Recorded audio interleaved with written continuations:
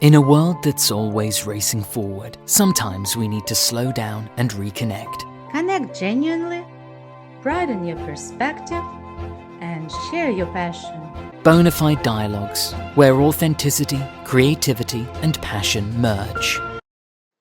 Welcome to Bonafide Dialogues. Thank you very much for having me, Christina. I'm glad you're there to help some of the bar takers not just take their exam, but to manage this process in this situation. Maybe you could talk a little bit about your company. Yeah, so what I do with Esquired Bar is I provide services to that speak to all the skill sets that are involved with the bar exam. And those are the hard skill sets, the ones that we would expect the bar exam to test, and which I understand from my service as a bar grader for many years, if you might remember. I remember. And also, As you mentioned, I'll tell them that we were working at the same law firm in downtown San Francisco. And I remember I used to go for a walk during our lunch break. It was safe in San Francisco years ago. Yes, it was. But I remember you staying during your lunchtime grading bar exam.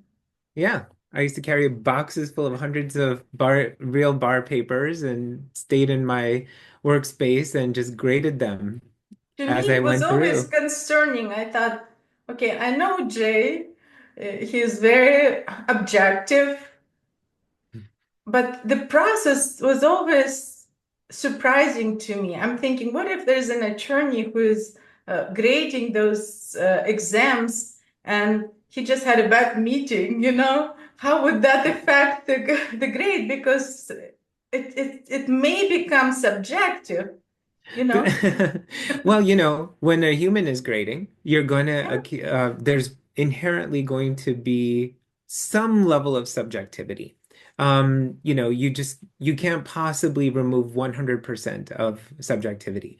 However, I will tell you that when I was a bar grader and the state bar handled the entire bar exam from the drafting phase to the grading and to and that's the behind the scenes stuff aside from the administration of the exam. When it came to my component of it, they really beat the subjectivity out of us as best as they possibly could. They have very sophisticated ways in their calibration sessions that are quite subtle in terms of how we needed to harmonize our grading of the exam. And I feel that it almost was a science that they had developed around this. And I feel like they went down their own path as opposed to following those jurisdictions that went in for the uniform bar exam, because simply they knew that they were able to uh, they had certain learning competencies that they were looking for in these answers. They were looking for certain skill sets to be demonstrated, certain type of knowledge. And there was a certain way that the bar grader would be invested in every answer and be able to assess objectively what they needed to be looking for. And the training for the bar graders were really good. It was very rigorous, and I would say, at the time, it was top notch. And they had been doing things this way for years, in fact, decades. And it worked really well, but it proved to be an expensive process. So hence, they kind of have moved over onto allowing Kaplan to do that. Now, whether they do it to the same level of sophistication, that's to be seen. Starting with the July 2025 exam when it comes to the written portion of the bar exam. But I actually do we know how they plan to handle this part? Do we know if they will go to hire and that's not subject to professional public graders, information. or what's going to happen? Do we know what to expect?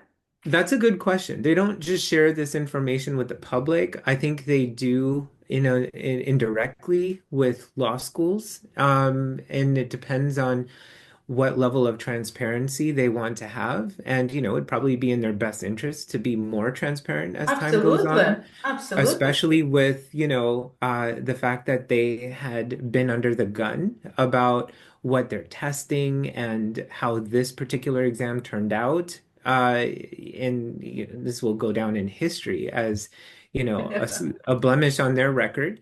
And I think that's one way that they could possibly see themselves doing right by future bar applicants and the sacrifices that they've made. Yeah, it's So like some experiment, you know? yeah, it is. There are bar takers do feel that they've been experimented on. I've seen those words used. I've seen the words guinea pigs used in various social forums, Yeah. and Seems unfair to people. they do feel that they have, really been placed in a position that they shouldn't have been, and I think that the state bar agrees with that. They've issued an apology so far, so recognizing at least some level Responsibility. of responsibility around all of this, yes. But traditionally, the bar exam, I think to kind of go back to something that you pointed out, it is a difficult exam and it does have low pass rates, and we want to know why. Why is it so difficult, And I think there are a few easy answers to this.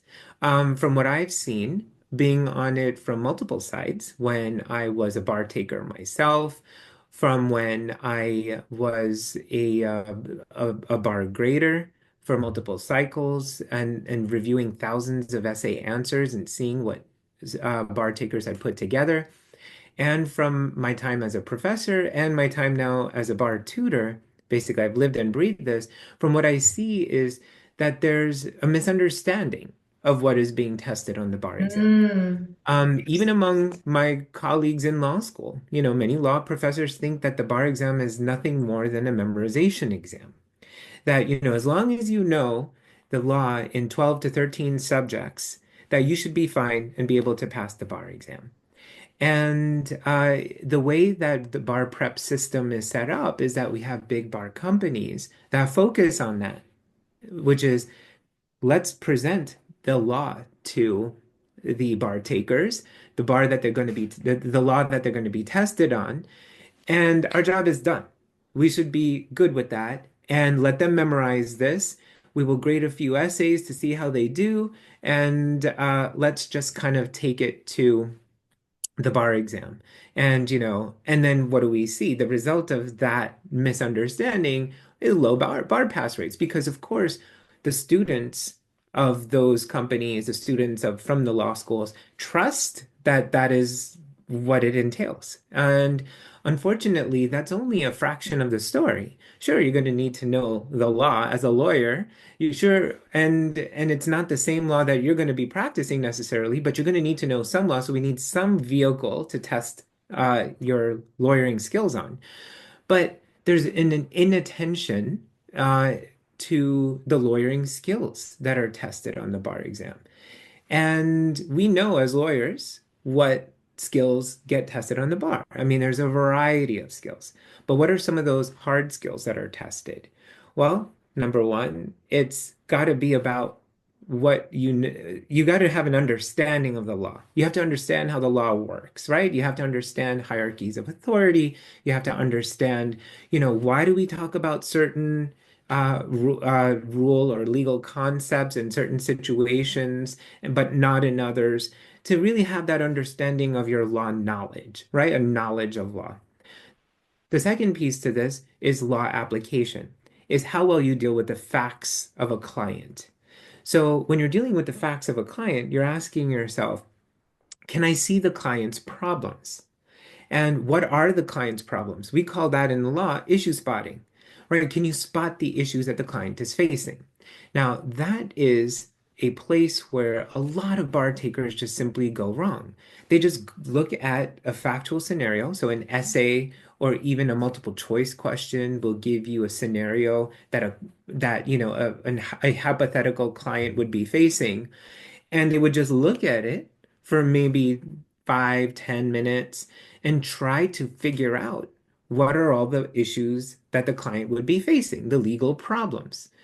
But the trick is, what makes the bar so difficult is that they don't really, or seemingly difficult, is that you have to spot all the problems that are arguable that the client is facing. Can you think of anything that you can argue that could be a problem? So when you're trying to figure out an issue, you got two problems there. You got to know the full scope of issues, the full scope of problems that your client could be facing. And then you have to assess the arguability of that. How am I going to, you know, when should I bring it up? Or when should I be quiet and don't bring that up as a problem? You could make lawyers are known, right, for making problems out of nothing. But when does it pass the straight face test of spotting of this is an actual problem? And when would you be laughed out of court if you argued that as a legal issue for which someone should get, um, you know, receive a remedy of some sort of compensation, perhaps. So that's a big deal. This is something that lawyers face no matter whether they're working with in a litigation setting, whether it's a transactional setting, whether you slice it as civil law versus criminal law. What are we as lawyers but problem solvers? So if we're going to solve a problem, we should be able to see problems in the first place, right? So that is working with the client's facts in the abstract. And then there's legal analysis, as you know, right? So once you've seen the problem, what rules, what law applies to this problem? And can we take that applicable law and put it to the client's facts? Can we create arguments out of why things should be seen one way or another? Can we look at things objectively when we're asked to look at it objectively? Can we look at it persuasively? Can we relate it to things that happened before?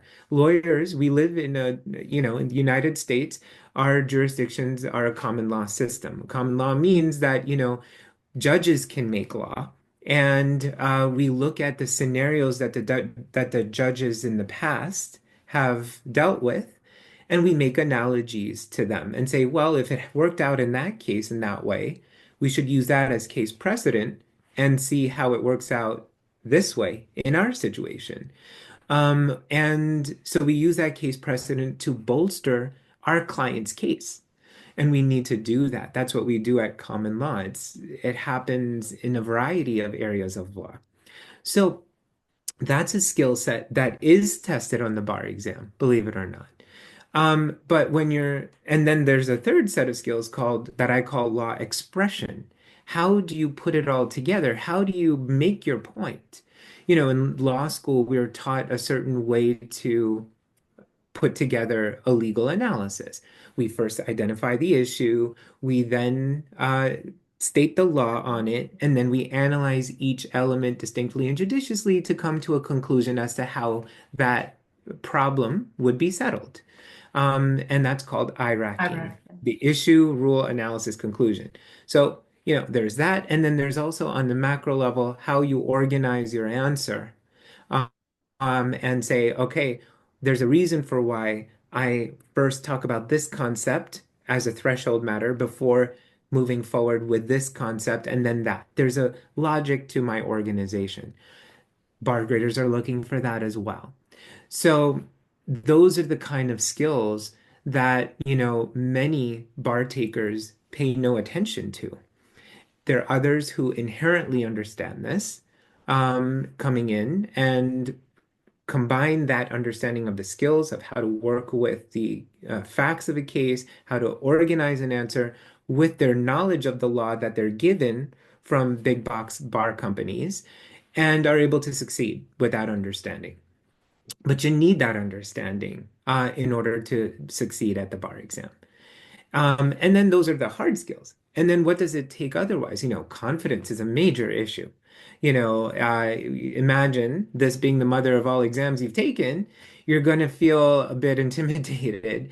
And how do you confront a scenario where there's a factual scenario relating to a hypothetical client's case, and you draw a blank, what do you do with that? You know, that the pressure kind of can get to them, and it does quite a bit. It's called choking. We know that it happens with athletes and other high functioning individuals. And, you know, burgeoning lawyers are no exception to that, unfortunately.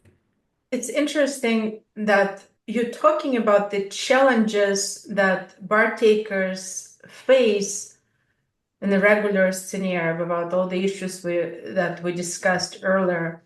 And the problem is, you're saying they're going into this exam without really understanding what's being asked from them.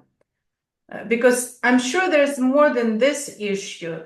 So where's the problem? Here in California, you know, we have 40% passing rate. You're talking about people that spend 7 years studying, 4 years of college, 3 years of law school, highly intellectual individuals that are inspired to become attorneys and help people and fight for justice. And here they are, after paying hundreds of thousands of dollars for their education, after spending 7 years, you know, in college and law school, and now most of them cannot pass California bar exam. And Where does the responsibility lie? that Yeah. seems very strange, right? If you Yes. think about common sense, that doesn't make sense. So It I makes see one issue you just identified for us is the fact that they're not really prepared to take the bar exam, even though there's a huge industry, those bar prep courses that charge thousands of dollars, and people still don't pass that exam. I'm sure there may be 10% of people that, like you said, got scared at the exam, like, you know, or didn't feel well, or really didn't prepare and took their time to review everything they studied in the law school. Of course, that would be 10%. Okay, maybe 20%, but not 60%. So You're right. I like Yeah. that you identified one issue, that they're taking exam without knowing what to expect, and they just come out shocked. What just happened?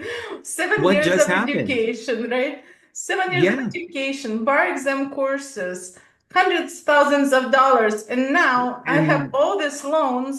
What do I do? I have to wait another 6 months to retake it, and there is no guarantee I'm going to pass it. That that's sounds like a nightmare, you know? it So does sound like a what else? nightmare. Maybe we can focus on issues Yes. that need to be changed, because it seems like the California bar trying to make changes, trying to make it better, but it went down the hill. We It already did. need to fix all these issues, right? And now it's got even worse. What do we do? I totally agree with you. You know, so what we are talking about is skill building.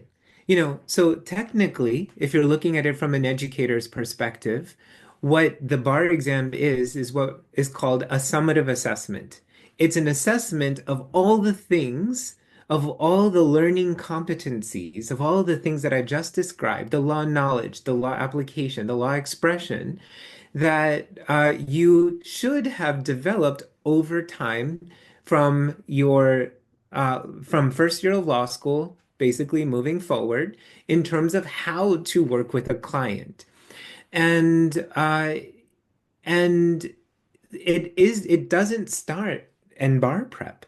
This is something that needed to start at the nascent stage of where we come in with the law. And this could even be with pre-law programs, you know. But generally speaking, this is something that we should have expected to develop through 3 years, or some of us go through 4 years of law school to develop, and then say, okay, well, I've developed all of those skill sets and to the place where I could demonstrate it on this bar exam. Now, does that necessarily mean that the bar exam has it right? That, you know, that those are all the skills that a lawyer is going to need? No, for many We're not years, the gonna bar, say it's all law schools. Law schools don't prepare students for the bar exam. That's they it. prepare for Bar law exam is practice. fine, right? That's the Yeah, law schools. But they what ought to, you're saying, yes, there's some issues with the way we're teaching our law students. Maybe we're focusing too much on analysis and not much on the other skills that you just mentioned.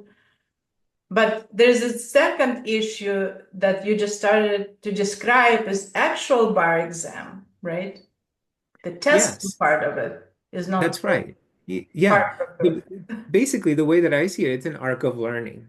So you come into law school, you start to develop the what it means to be a lawyer, how you argue like a lawyer, how you spot issues like a lawyer. And in law school, we do this through the Socratic method, typically, which means that through some very nuanced question and answer dialogue between the professor and their students, they start to really think between the lines in the way that you would hope a very good lawyer would.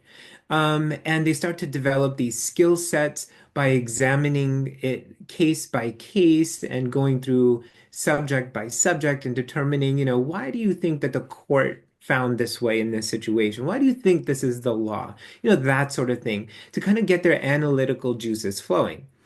There is great utility to teaching that way, and it's been taught that way for well over 100 years, from all the way from the top law schools and all the way down to the access law schools as well, This is how law school is taught, and it has traditionally been taught. And so to really develop those critical thinking skills, there's a divide in that arc of learning when it comes to understanding the bar exam's place in all of this as a summative assessment. The bar exam, including from many law professors, is considered to be a bad way to assess one's skills that I just described.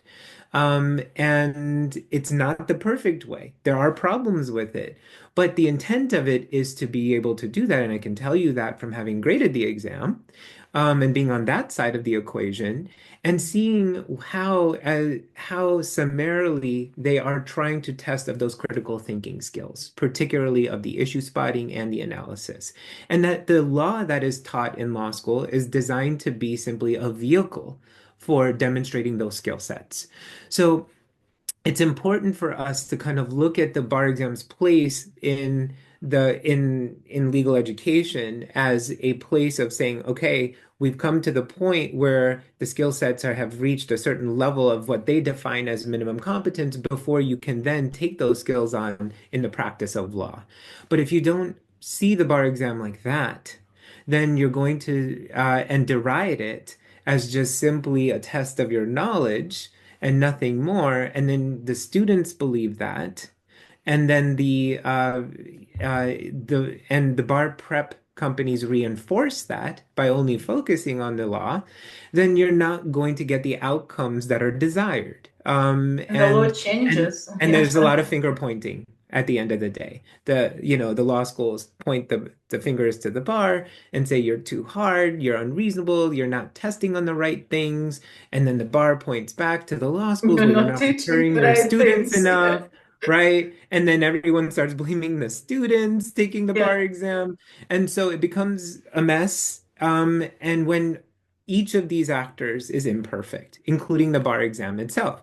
So in 2020, the state bar decided to take a real look at itself again in terms of the bar exam.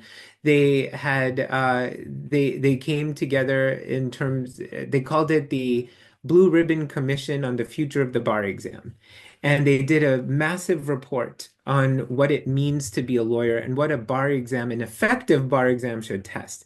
They came out with so many different things besides the ones that I talked about in terms of the hard learning competencies, law knowledge, law application, law expression.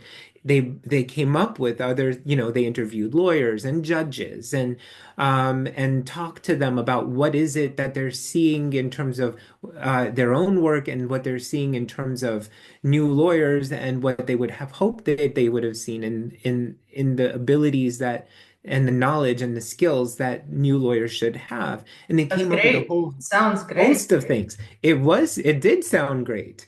And those things included things like, client counseling and negotiating. These are things that really aren't tested much on the bar exam. Mhm. Your ability to, keep your client's confidences, and other ethical uh, uh, components to that are tested and then really subtly are not tested on the bar exam. How do you deal with,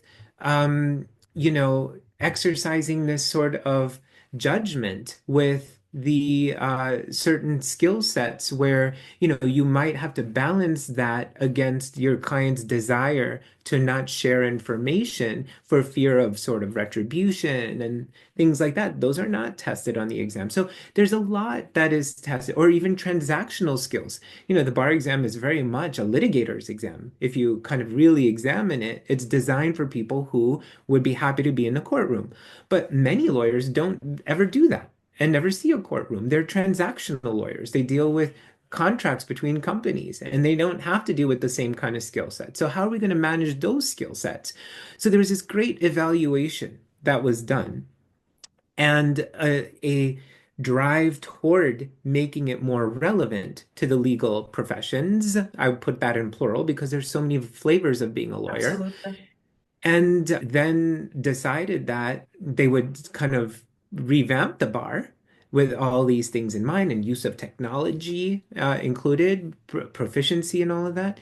And then suddenly seems to have lost sight of that report that they had been working on and had been a major subject for many years, and then went this way with the bar exam suddenly this past year. And who knows how they plan to bring that back, once if the dust settles.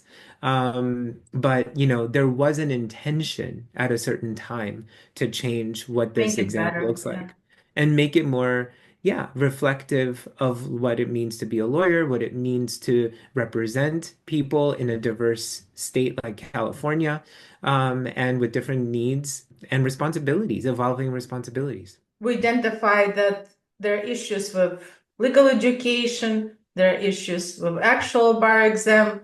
Mhm. Is there anything else? What can we do to make it better?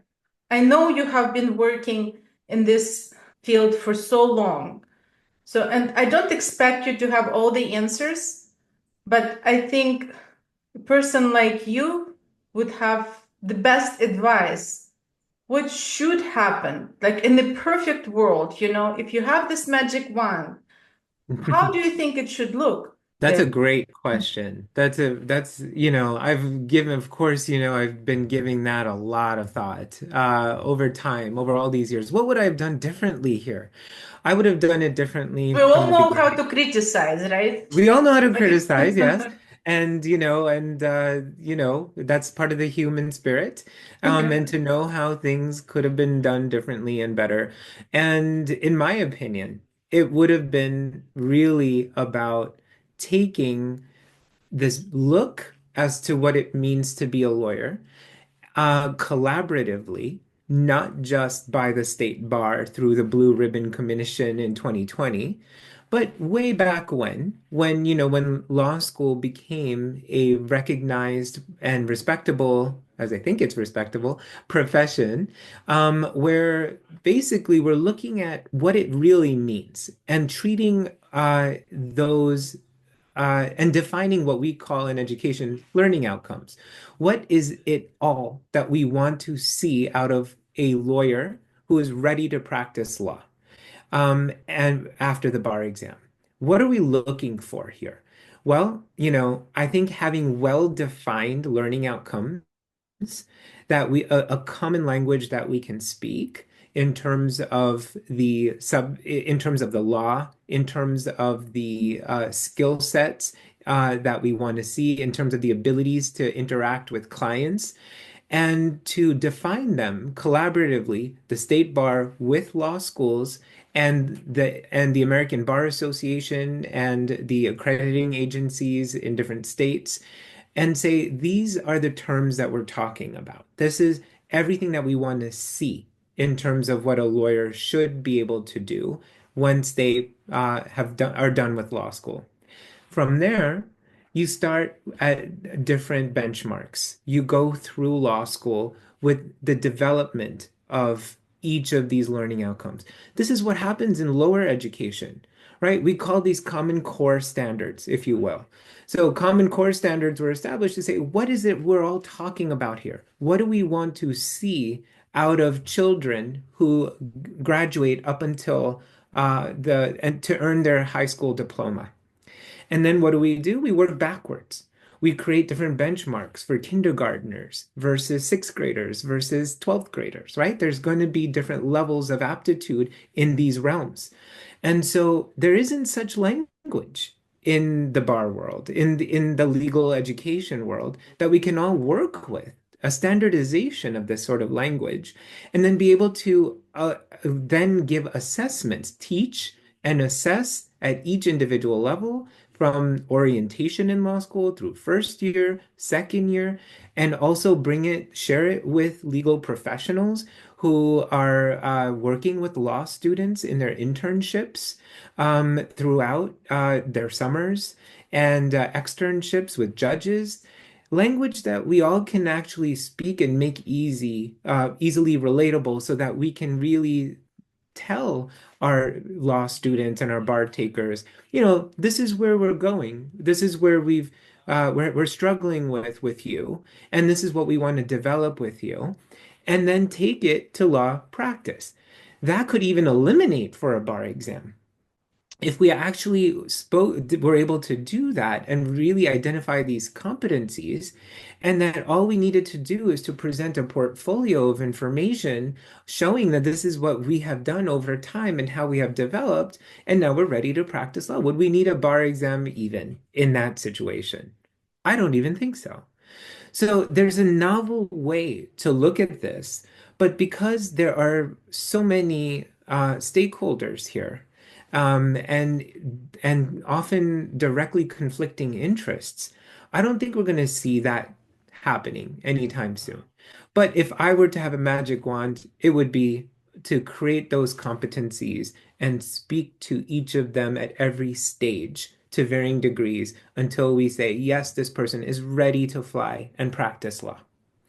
So that's the way that I would have done it. But there's so many historical reasons, and I think it would create more of an equitable situation, because not all of us have even started off with that kind of footing, right? There are some who are legacy students who have parents who are lawyers who come from a whole line of lawyers, and then for some of us, we just are first generation lawyers, and we're like excited about what it means to be a lawyer, and we're eager and to say, hey, let me show you, I want to be a part of this, and I want to help. I want to be a contributing, very effective person in society who will really change the way, we as a culture, as a society, interact with the law. And these are many opportunities that we could have that, I feel that up until this point, we have largely missed. Taking into consideration everything that happened in the last 2 weeks, now you and your students need to adapt. Do you have a plan? Of course, you always got to have a plan. We planned for this even before. We practice I practice with my students through all sorts of scenarios. And what we do is first of all, we speak the same language. I present to them, what are these skill sets that are being tested of you? It's not just about memorizing law, so put that away. That's just your vehicle, right? That we're going to be using. So let me supply that in a nice, succinct way for you to not have to kind of re-engineer in any particular way. And let's focus on the skill sets that they're really looking for. So my job is always to get their buy-in on that. And I prove it to them, because you know how lawyers work. They need to see proof that your methods work. So we work through it from that angle, from the skills angle. Can you see all the problems, big and small? Can you analyze? Because that's what you're going to have to do for a client. These are the skills currently tested on the bar. Now, you're going to have to deal with the changes to the bar. So we're going to have to show those skills in light of the limitations that you're going to have. Like, the state bar doesn't share with me as a private entity what they're doing, but they share it with the bar taker. So I collaboratively say to them, tell me what they're telling you so I can help you in turn. If you're telling me that you're allowed to draw information in this way on your screen, or that they're telling you that they're going to do that, we're going to work with that assumption Those and adapt, skills. Mm-hmm. yes, and work through those skills in that particular way. So we're always trying to keep our ear to the ground and to understand what the worst case scenarios, and we also work on those soft skills as well. You've got to be able to handle the pressure of taking the exam. So, do I go easy on them? No. Am I as generous as I was with them when I actually graded the bar exam? No. Because I know that they're more generous with themselves in other ways. They're not taking the bar exam, so the stakes don't run so high when you're doing something in practice. So let me light some fires. That's my style. So, and that's, how you get results is by putting challenging in various ways where you can see that come rain or shine, you're going to perform in the way that you are intended. So fortunately, I had a lot of good news with how my students were able to handle technical difficulties, And this as is opposed no to bad ones. different. This is no different from actual real life Life, situation. Things happen. things You happen. were working on a memo for several hours and then something happened with your computer and you have Deleted. your Yeah. deadline. Yes, so Yes. it's no different.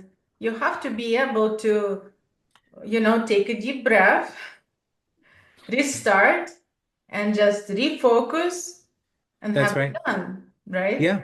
It's a high pressure environment as a lawyer, and oftentimes, and and no one's just going to throw you a bone, and you just gotta have to figure out how you're gonna deal. And yeah, I mean, there are situations where, we're really pushed to our capacity. And so I encourage my students, like, talk to me. Let's call me if something happens to you. And, I got a couple of panic calls, but, the idea is to really just keep in mind what you have control over at the end of the day and work with it and, be a lawyer about it. What does it mean to be a lawyer? Try to fudge your way out of it as best as you can sometimes. Resolve issues. Yes. Yes, exactly. Take care of the problems for your clients. Hmm. Yeah, it's most of the time lawyers are dealing with serious situations and with a lot of pressure. So the Life, bar exam is no different. yeah, yeah. It's one of the unintended consequences of the bar exam. Right. It's unfortunate, but again, those that actually passed this February 2025 bar exam can be proud of themselves that they actually performed under pressure. In ways And that ones others that didn't need didn't to. should be proud of themselves as well. Yes. Just part of life. Things Yeah. happened, and the first thing we start to think, why me? Why me? Why did it happen this year? Not last year, not next year, this year. Yeah. There's, there's a way to look at the situation from different perspective and learn what Yeah. you can and move on. Yeah, you draw from your own experiences, don't you? Like this isn't the first time that I've faced severe challenges in my life. How have I dealt with those other challenges? And maybe challenges that you yourself faced or loved ones have faced or the challenges of the world. How do you internalize those challenges and how do you move forward from that? And sometimes it's like moving forward in the moment. Like, how do we just like pivot automatically and say, okay, I'm just going to keep my cool and keep doing what I need to do? And one thing that we do is to rely on the fact that we have developed our skills. And that's, it's like I said earlier, it's like riding a bike, right? You can trust that there are certain things that are going to stay with you, and you can rely on those skill sets that you worked on developing and take it to the bar, and that will inform your confidence in dealing in the light of adversity. And I like the fact that you just mentioned that some of your students are calling you for support. It seems like mentorship. This That's relationship has value when you work with the student, when you're working with them to prepare them for the bar exam, the relationship is developed where they relationships. can come to you for support, and it can be customized for their experience, because everyone comes with their different starting point, maybe different law That's right. school, different approaches. Everyone has different situation, but to have this custom approach to bar prep, I think it has a lot of value in it, right?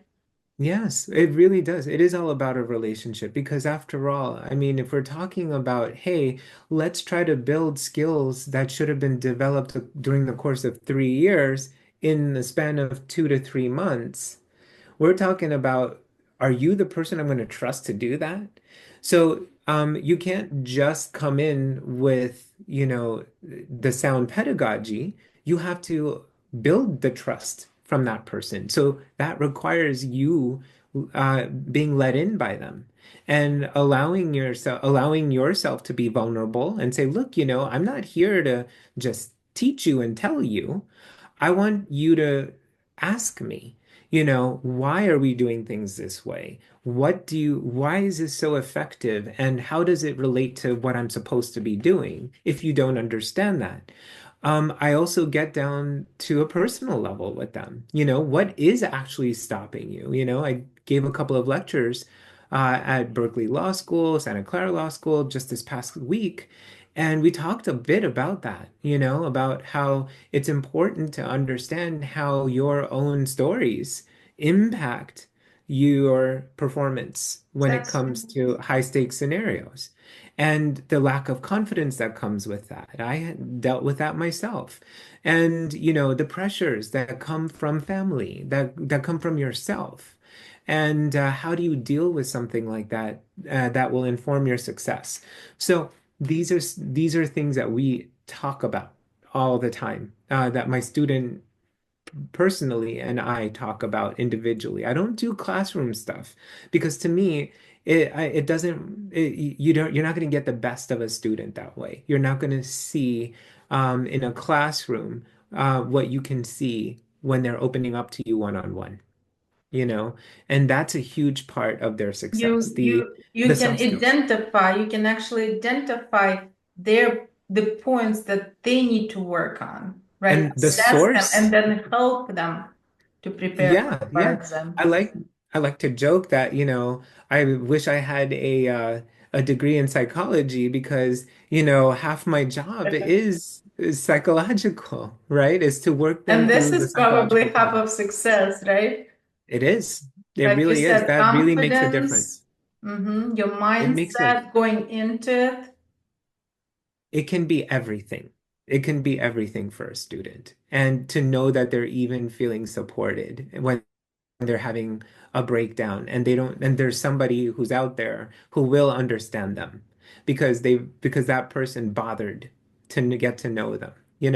And it's important. We all need that, especially when we're starting off, right? Imagine, right? When you were starting off, you look toward your mentors to kind of shape you. And I certainly did that too. And I benefited immensely from that. And I carry that forward as best as I can with this younger generation. I think they need it. I think they're dealing with more challenges than I had to deal with in preparing for this. And we see it in the newspapers today, right? Yeah. As to what happened. Yeah, it's definitely It's a brave new world. it's wonderful. It's wonderful to have a mentor. I think it's something they don't just come to you. So you would probably encourage students to look for somebody. I remember then I was younger. I had a mentor. He was a judge, and some things that he did are still with me all the time. I remember walking into Absolutely. his Mhm. office and his desk was so organized. And I'm the same way. Subtle things of how a good mentor models success for you, it, as you're describing, is something that I want to be, and I want my colleagues to be. And it's important. If that's what we're expecting them to be and do, we need to be able to model that. And so that's important. Yeah. I mean, we all have stories about those mentors, those teachers, those coaches, whoever it was, the parents, the friends who really modeled what it means to be successful in certain contexts and what you would want to aspire to.